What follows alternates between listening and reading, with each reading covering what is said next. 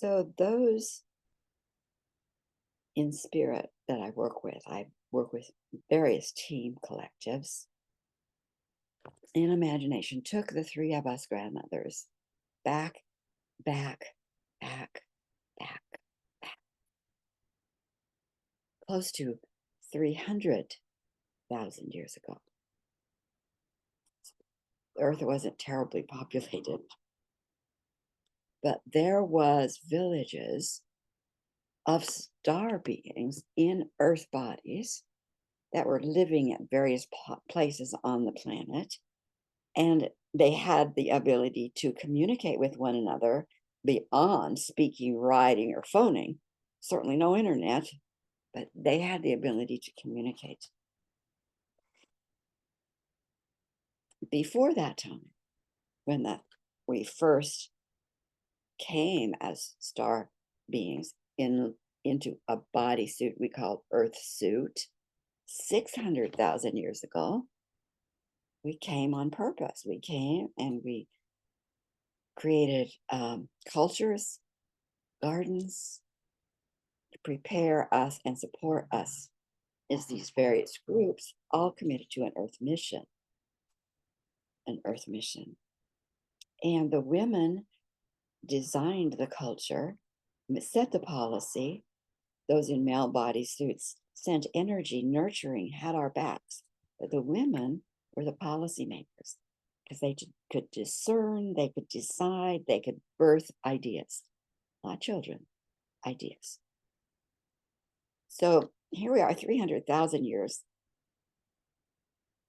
past our beginning, and a warning was being heard in this particular village that there was a type of being walking on the planet in a male body, appearing as a male body, who had no respect for females. In fact, their agenda was to crush the female, to take over villages. We will call them invaders.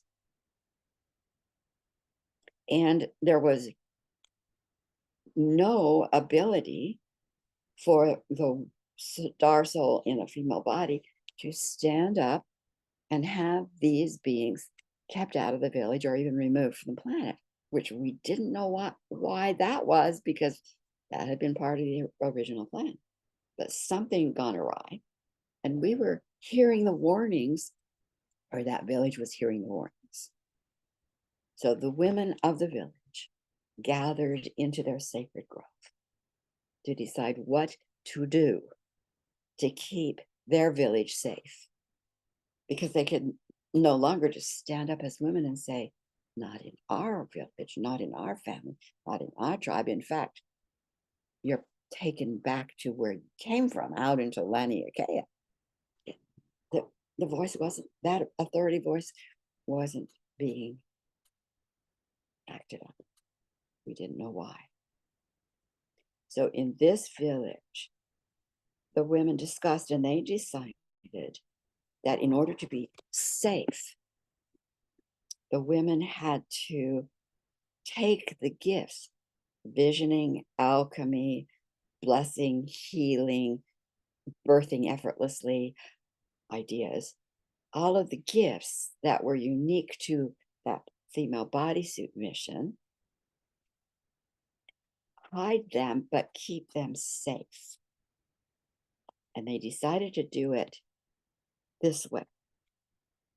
Every woman in that circle took one gift with a commitment. They would hold it within their genetic lineage and make it appear like it's innocuous. So, for example, alchemy became cooking. Cooking, not a big threat to invaders. So we cook, but they knew the power was alchemy. Healing became singing. Singing is natural, right? But the power was healing.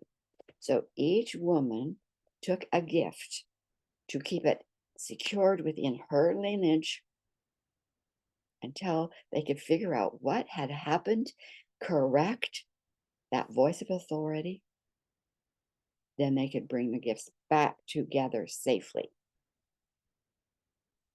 And all the gifts were taken, and two women stepped forward and saying, we're taking no gifts.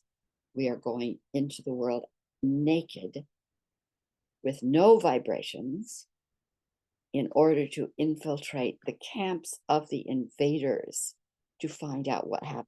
So they were to be the spies, the truth tellers, to find the correction, but they would appear to be part of the invaders at times. The white women were to be silent, infiltrating invaders.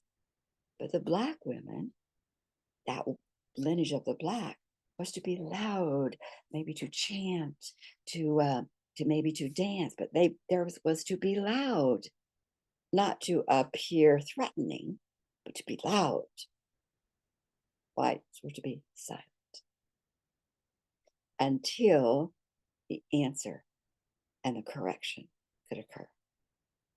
And that correction didn't happen until 2000, when by the Mayan calendar, the galactic worlds would be shown.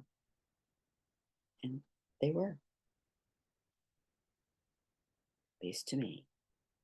So that is the beginning of our galactic glimpse into how do we bring the gifts back, instead of fighting to say that's only for my tribe, that's only for my group. Listen, and what's your story?